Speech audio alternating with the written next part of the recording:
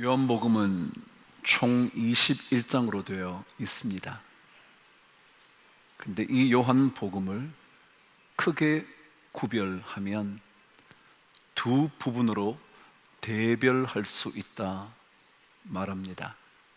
그것이 바로 1장에서 12장까지, 그리고 13장부터 마지막 장인 21장까지 나누어 볼 수 있다 합니다. 이유는 나누어진 그 부분이 명확한 목표를 가지고 있기 때문에 그렇다는 거죠. 1장부터 12장까지는 예수 그리스도 그분의 기적과 이적, 표적을 통하여 예수 그분이 누구이신가를 좀 더 명확하게 드러내 주려고 하는 부분이고, 13장부터는 마지막 장까지 십자가의 죽음에 이르는 과정과 그 모든 십자가의 죽음을 이기신 부활의 얘기를 통하여 예수 그리스도 그분이 하나님이심을, 전능하신 하나님이심을 드러내는 부분이라 나누어져 있다고 말합니다. 특별히 십자가를 지시는 예수 그리스도에 대하여 이야기를 하기 전 그분의 예루살렘 입성의 이야기로 13장과 연결시켜 놓고 있습니다. 그래서 12장은 모든 학자들의 견해처럼 요한복음의 가장 중심부에 자리 잡은 핵심적인 장이라 설명을 합니다. 왜냐하면 예루살렘으로 입성한다는 것은 예수 그리스도께서 이 땅에 오신 진짜 목적이 무엇인지를 우리에게 알려주는 것이기 때문에 이 12장 예루살렘 입성의 이야기는 요한복음 전체의 가장 중요한 자리매김을 하고 있다 말을 합니다. 여러분, 12장은 한 여인의 옥합을 깨트리는 이야기입니다. 잘 알고 계시겠죠? 나드 한 근, 아주 향기로운 옥합을 깨트려 주님께 부어드린 사건에 대하여 가론 유다라는 사람이 왜 그런 귀한 것들을 낭비하느냐고 비난하고 있을 때 주님께서 던지신 메시지가 뭐였냐면, 그냥 두라고, 이것은 나의 장례를 위한 거라 그럽니다. 그게 뭐죠? 죽음이라는 겁니다. 그러니까 주님께서 이 예루살렘 입성 전에 죽음의 이야기를 던지는 겁니다. 죽음. 근데 여러분 한번 생각해 보십시오. 죽음의 이야기에 가장 향기 나는 나드 한 근의 이야기가 등장하는 이유는 죽음이 뭔가 끝 같지 않은 거예요. 끝이라 말하기에는 너무 향기로운 거죠. 그 집안에 온 향기가 가득했다라는 그런 의미가 담겨져 있는 걸 보면 말이죠. 그러니까 장례이기는 한데 뭔가 남아있는 듯한 느낌이에요. 복선이라 그러죠. 소설에는 복선 하나를 깔아놓습니다. 아니, 여러 개를 깔기도 하죠. 처음에는 이게 왜 나왔나? 그랬지만 나중에 보면 그것 때문에 저기에 이 얘기, 이 장면을 남겨뒀구나. 그게 복선이잖아요. 장례 향기, 이것은요, 언제인가 주님께서 십자가를 지셨지만, 죽음에 이르셨지만 죽음을 이겨내고 생명의 향기를 드러내 보이신다라는 복선입니다. 드디어 주님께서 예루살렘으로 들어가십니다. 이것은 예수님의 모든 공적인 생에 흔히 들어오셨던 공생애를 마감하시고, 공적인 생애는 이제 끝이 나고요, 앞으로 십자가의 사건 부활만 남게 된 이 예루살렘 입성에 어떤 장면이 그려져 있냐면, 많은 사람들이 종려나무 가지를 들고 막 외치는 장면으로 시작됩니다. 제가 방금 복선이라 말씀드렸는데, 이 종려나무 가지도 중요한 복선입니다. 왜냐하면 그 고대 근동 지역에 종려나무 가지는 어떤 의미를 가지고 있느냐 하면, 승리자나 그리고 정복자나 혹은 왕에게만 주는 것으로 이해되어 왔다 합니다. 생각해 보십시오. 이스라엘에는 감람나무가 참 많습니다. 그리고 풍성함을 의미하는 포도나무도 참 많습니다. 근데 왜 하필이면 종려나무 가지를 들고 예수를 맞이했나? 그것은 종려나무 가지가 승리자, 다시 말하면 전쟁에서 승리하고 되돌아온 장군에게든지, 혹은 한 나라를 정복하고 개선가를 부르며 들어오는 그 사람에게든지, 혹은 왕에게만 주는 의미를 담고 있다는 겁니다. 무슨 얘기죠? 예수님께서 십자가의 길을 걷고 있지만 이것은 승리자라는 사실을 알려주는 겁니다. 말하자면 이미 예수 그리스도는 승리를 쟁취하신 분, 그걸 뭘로 표현한다고요? 종려나무 가지로 표현하는 겁니다.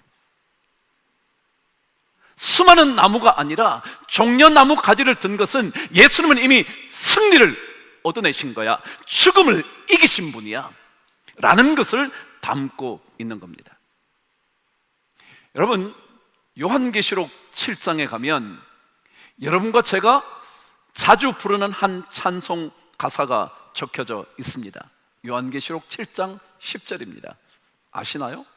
이 10절 말씀 앞에 어떤 얘기가 적혀져 있냐 하면, 각 나라와 족속과 민족과 방언을 하는 수많은 사람들이, 아무도 셀 수 없을 만큼 큰 무리의 사람들이 손에 종려나무 가지를 들고 이 노래를 불렀다는 거예요.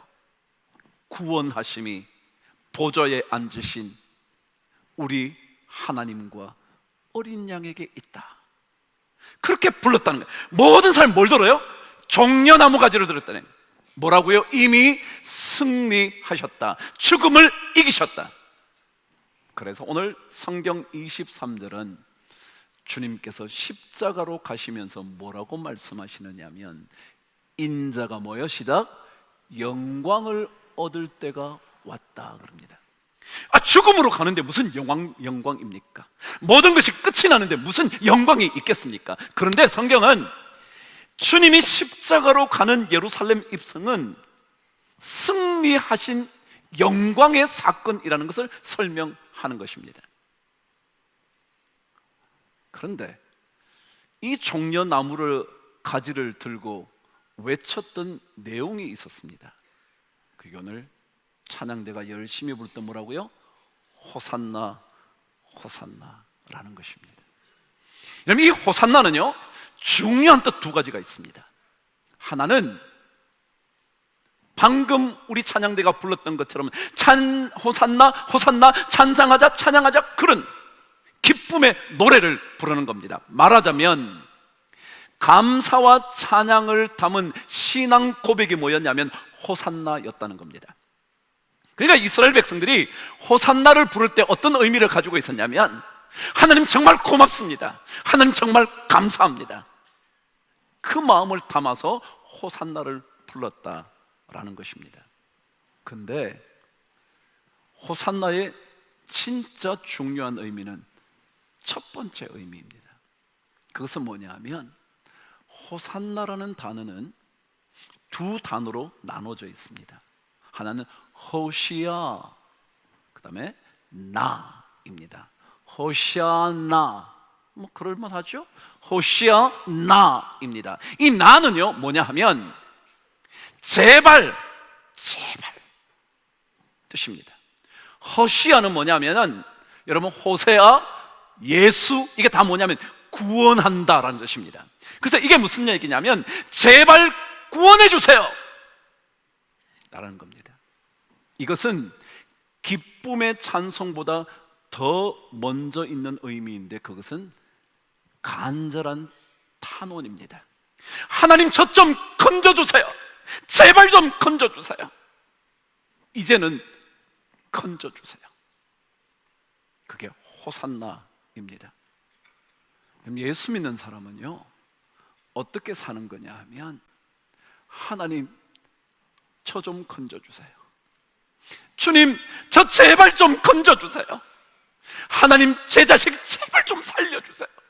하나님 제발 우리 가정 좀 회복시켜 주세요. 예수 믿는 것은 자신의 능력으로 사는 게 아닙니다. 자신의 능력이 이 정도이기 때문에 내 가정을 이만큼 꾸려왔다고 생각하는 게 아닙니다. 진짜 하나님 좀 건져주세요. 제발 건져주세요. 호시아나, 호시아나. 이게 예수 믿는 겁니다. 우리는 우리 힘으로 사는 것에 익숙합니다. 안 되면 어쩔 수 없잖아요. 근데 아니요, 우리는 왕이신, 승리하신 정복자이신 그분을 향하여 종려나무 가지를 들고 하나님 제발 좀 건져주세요. 나 좀 살려주세요. 하나님 저 너무 힘들어요. 하나님 진짜 힘들어요. 나 이거 도저히 해결할 수가 없어요. 하나님 좀 도와주세요. 그게 호산나입니다. 그래서 건져주시는 구원자를 만나면서 감사와 감격의 찬양을 드리는 게 호산나, 호산나, 호산나. 주의 이름으로 오시는 이여 곧 이스라엘의 왕이시여 하더라. 그런 거예요. 예수를 믿을 때 우리에게 터져나오는 고백이 뭐냐 하면 이거여야 한다는 겁니다. 종려나무를 드는 겁니다. 다시 말하면 주님이 왕이십니다. 주님이 구원하실 수 있는 분이십니다. 죽음을 이기셨으니 주님 저의 삶의 죽음 같은 것도 물리쳐 주실 줄 믿습니다. 그리고 종려나무 드는 겁니다. 여러분 12장 전에 무슨 사건이 있냐면요 나사로의 죽음의 사건이 있습니다. 이미 썩어 문드러져 냄새가 나는 나사로를 살려내시는 이야기가 11장에 있습니다. 말하자면 남을 살리실 뿐만 아니라 당연히 자신도 십자가의 죽음에서 끝이 아니라 부활하심으로 살아나심을 보여주는 사건이 나사로 사건이었습니다. 그래서 우리 또한 신앙의 삶을 사는 동안 계속해서 하나님 저 좀 살려주세요. 저 주님이 우리의 왕이심을 믿습니다. 제가 그랬죠? 승리자, 정복자, 왕.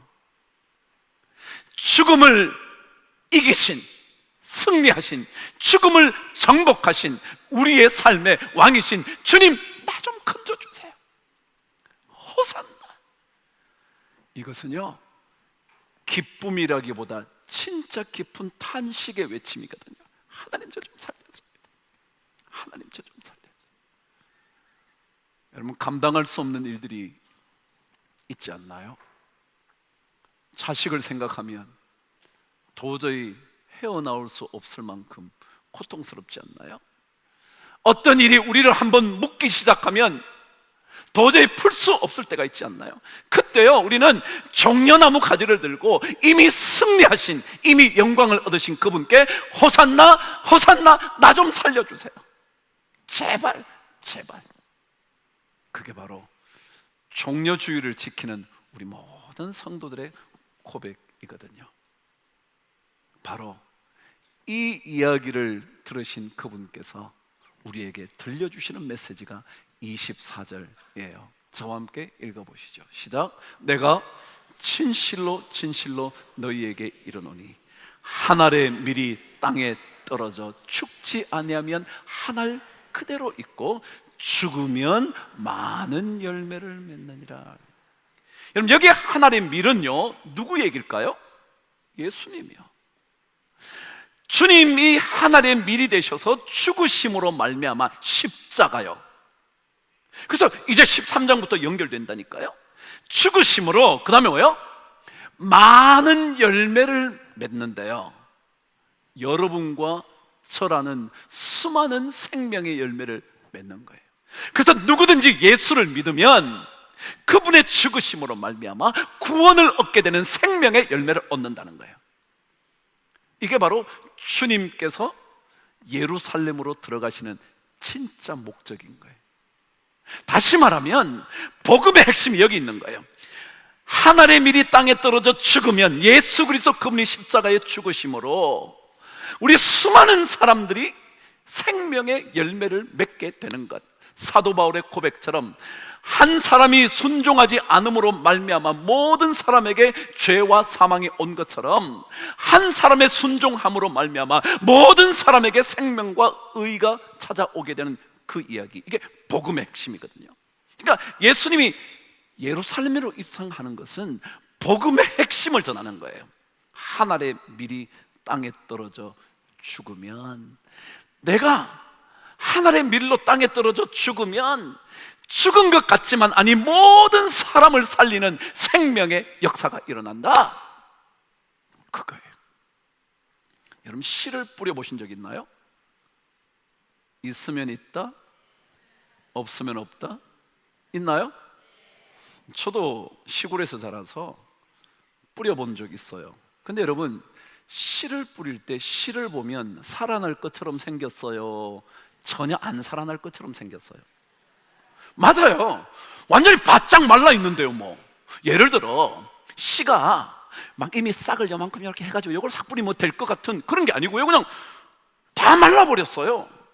완전히 죽은 것 같잖아요. 그런데 뭐요? 땅에 떨어져서 땅에 묻히고 물을 받고 햇빛을 받고 바람을 받으면 뭐요? 이게 막 많은 열매를 맺잖아요.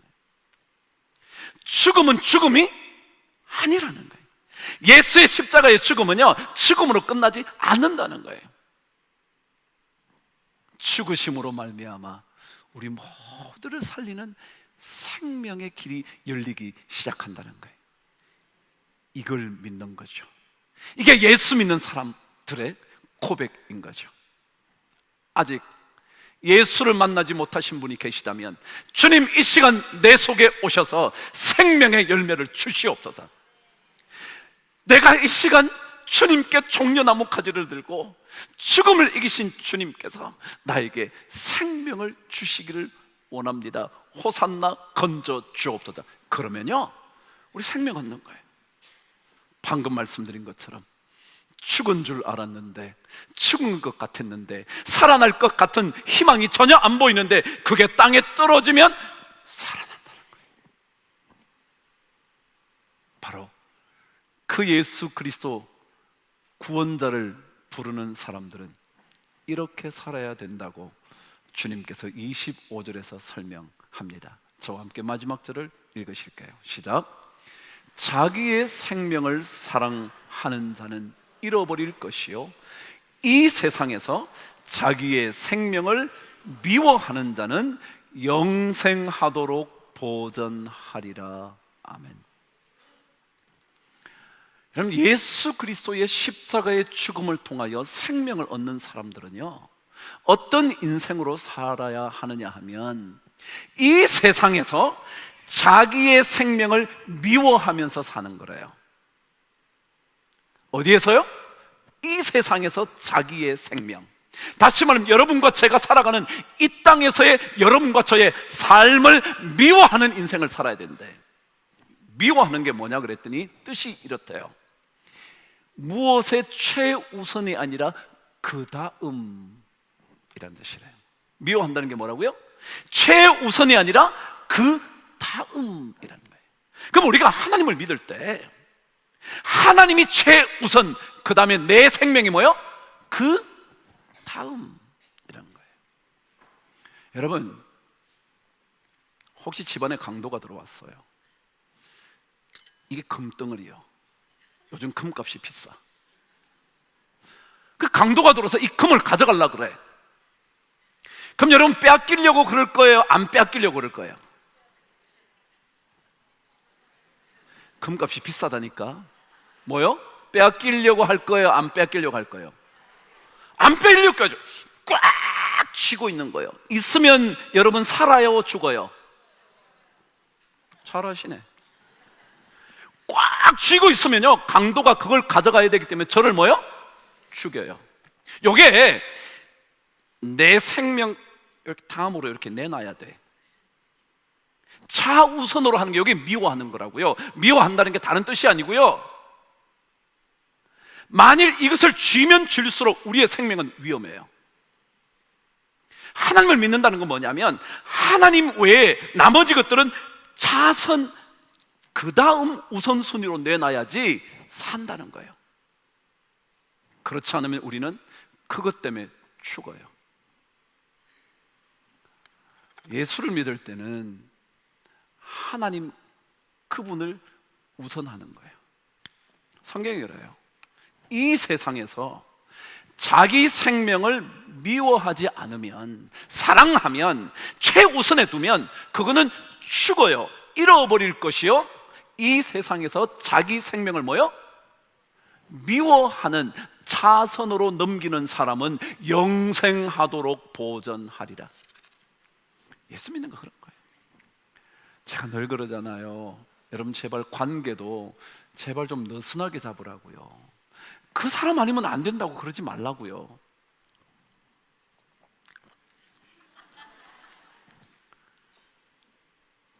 느슨하게 잡으셔요.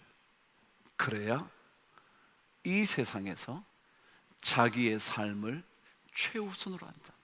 우리는 하나님을 최우선으로, 아니 우리의 어린 양이신 예수가 최우선이에요. 왜냐하면 그분이 승리자, 정복자, 왕이시고 우리를 건져주실 수 있는 분이시기 때문에. 그리고 그분이 죽으심으로 우리 모두가 다 생명을 얻게 되는 역사를 경험하게 되는 거니까 말이죠. 종려주일은요, 여러분과 저에게 다시 한번 이 사실을 질문해요. 예수 그리스도 그분을 향하여 여러분이 종려나무 가지를 들 수 있는가? 다시 말하면 정말 주님만이 진짜 승리자이십니다. 주님만이 진짜 정복자이십니다. 주님만이 진짜 왕이십니다. 그리고 주님께 그 종려나무 가지를 들고 호산나, 호산나, 주님 나 좀 건져주세요. 나 좀 건져주세요. 내일부터 고난주간이거든요. 고난주간에 주님의 고난은요, 끝이 아니라 생명의 부활을 가져오는 많은 열매를 맺는 기적의 사건이거든요. 그래서 우리는 그분께 호산나, 제발 좀 저를 건져주세요. 그럼 자녀를 위해서도요, 그런 기도가 필요한 거예요. 우리가 너무 말 많이 한다고 자식 잘 되는 거 아니거든요. 오히려 하나님께 종려나무 가지 들고요, 주님 내 자녀 건져주세요. 호산나, 호산나, 호시아나, 호시아나, 제발 제발. 이런 은혜로 또 한 주간, 아니 우리의 삶을 살아갈 수 있으면 좋겠습니다. 손을 한번 들어보세요. 종려나무 한번 잡아보세요. 그리고 외쳐보세요. 호산나, 호산나, 호산나. 이거요. 이것만 하면 승리자이신 그분께서 우리 모두에게 놀라운 생명을 주실 줄 믿습니다.